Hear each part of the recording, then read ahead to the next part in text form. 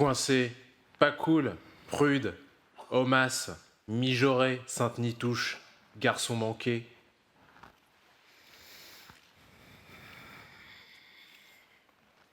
Allumeuse, aguicheuse, frivole, chaudasse, salope, traînée, fille facile, pute, Puisque c'est comme ça. terroriste, intégriste, islamiste, danger, vigipirate, état d'urgence, en prison, retourne au bled. Et après, on ose dire que les femmes sont contradictoires, qu'elles savent pas ce qu'elles veulent. C'est pas qu'on sait pas ce qu'on veut, c'est qu'on sait pas ce que vous voulez, ce que vous attendez de nous. Et que sans doute vous le savez pas vous-même. Je parle pas de vous, personnellement, je parle de la société en général. Quand j'étais petite, j'ai une grande sœur qui a 5 ans de plus que moi, et je regardais son corps avec une certaine envie. Je ne sais pas si vous aussi, mesdames, ça vous arrivait de mettre des chaussettes en boule dans vos soutiens-gorge le temps de prendre forme adulte. C'est vous dire comment j'étais contente à l'âge de 14-15 ans quand j'ai enfin eu ce corps de femme. Mais il y a eu un changement au moins aussi radical. C'est celui du regard des autres, et pas que le regard. Il y a eu ce premier venu qui a commencé à faire des commentaires à voix haute sur mon corps, en me tutoyant, dans la rue. Ce deuxième qui a commencé à faire des drôles de bruits de bouche en me regardant.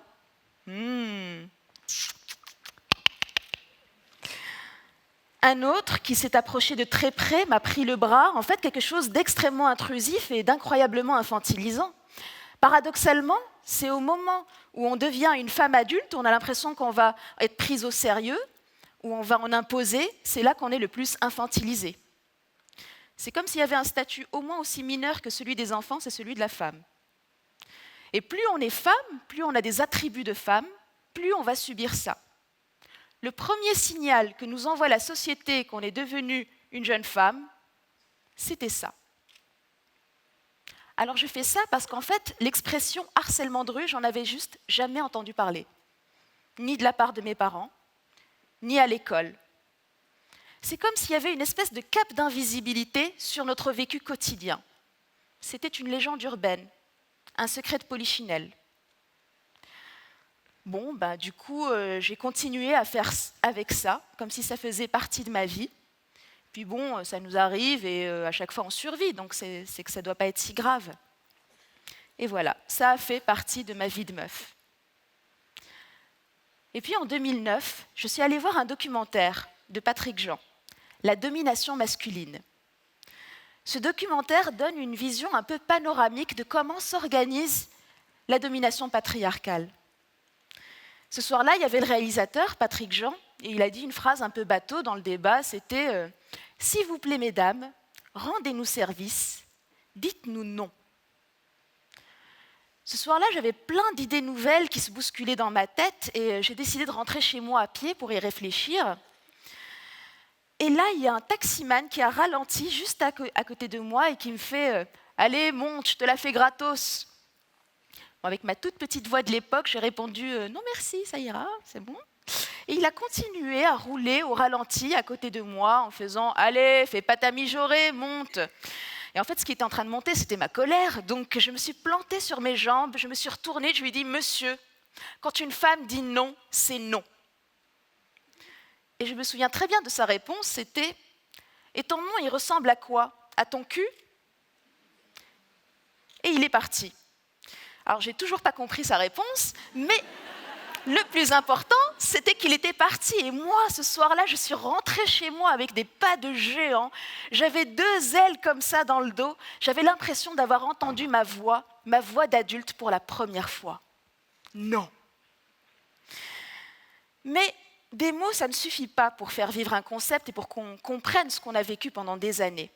Et il faudra que j'attende encore 5 ans, 2014, pour que soit créé le collectif Stop harcèlement de rue. Et je ne sais pas vous, mais moi, quand j'ai entendu l'expression harcèlement de rue pour la première fois, je me suis fait oh, c'était donc ça. Et c'est là que j'ai compris à quel point ça a eu un impact énorme dans ma vie. Déjà parce que ça m'est arrivé de façon assez précoce, donc ça a fait passer des messages très vite dans ma tête.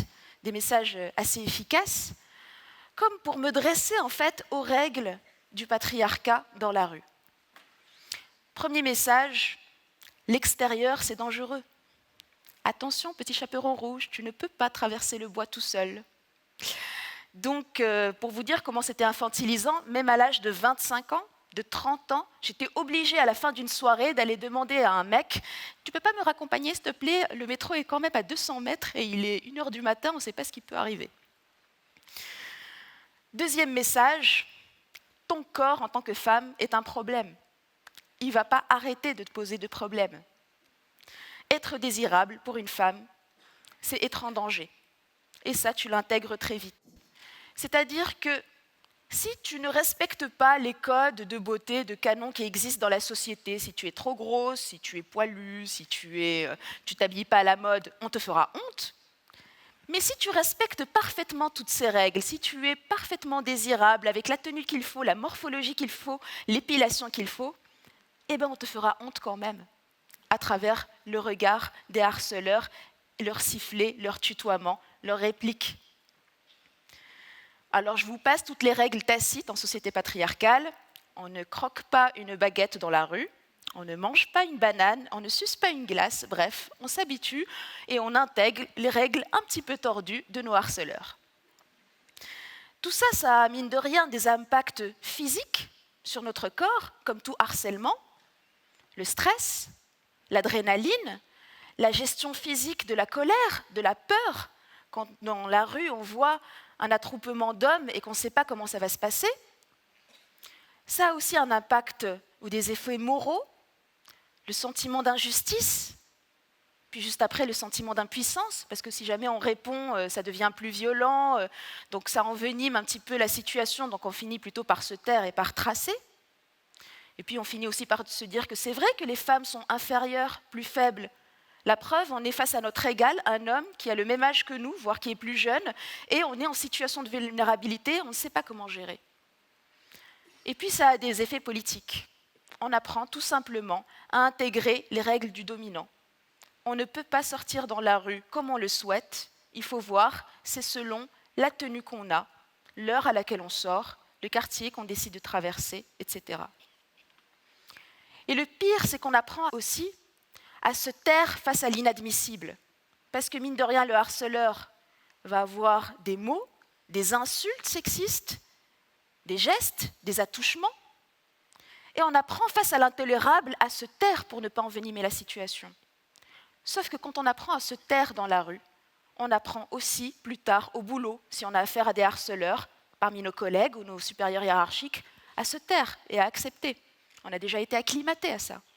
Même chose dans le foyer, de la part de notre conjoint, par exemple.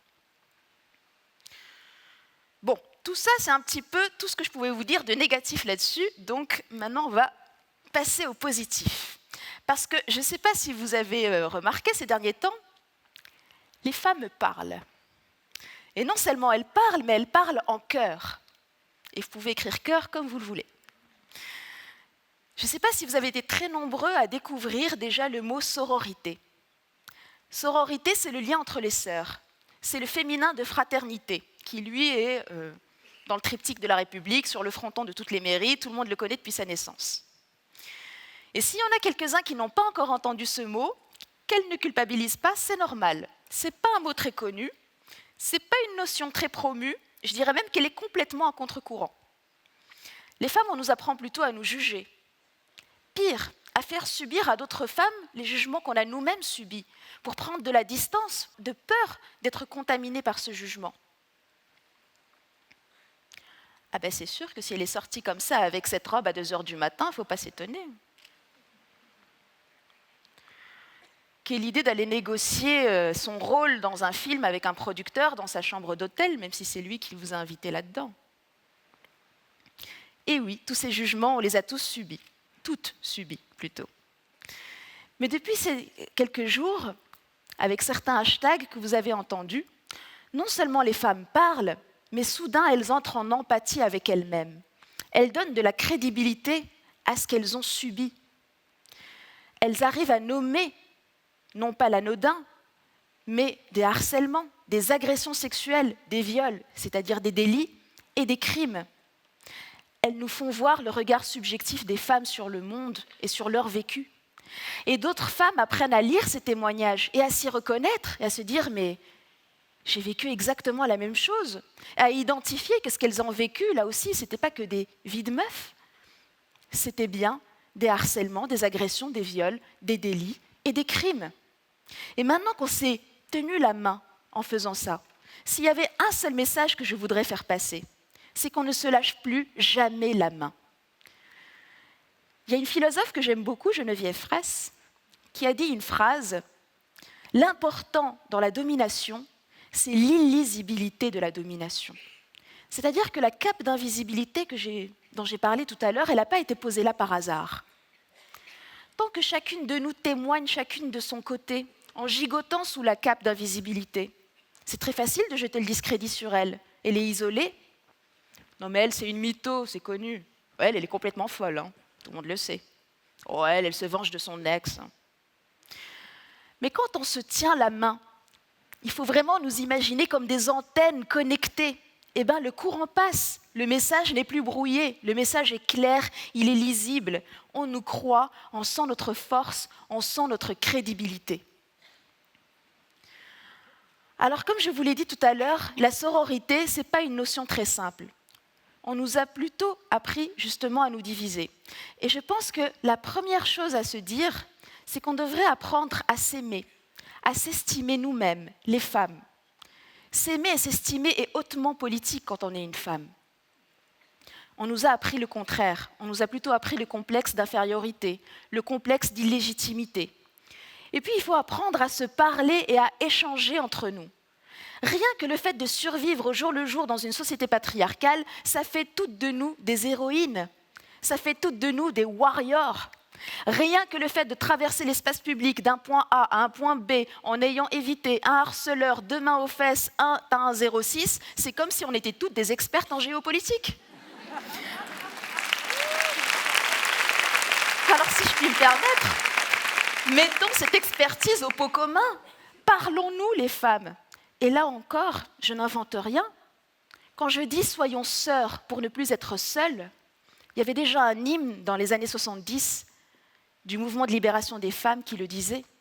« Seules dans notre malheur les femmes, l'une de l'autre ignorées, ils nous ont divisées les femmes et de nos sœurs séparées.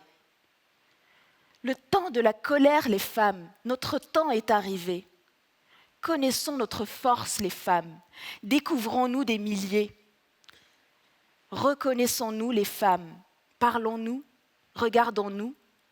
Ensemble on nous opprime les femmes, ensemble révoltons-nous. »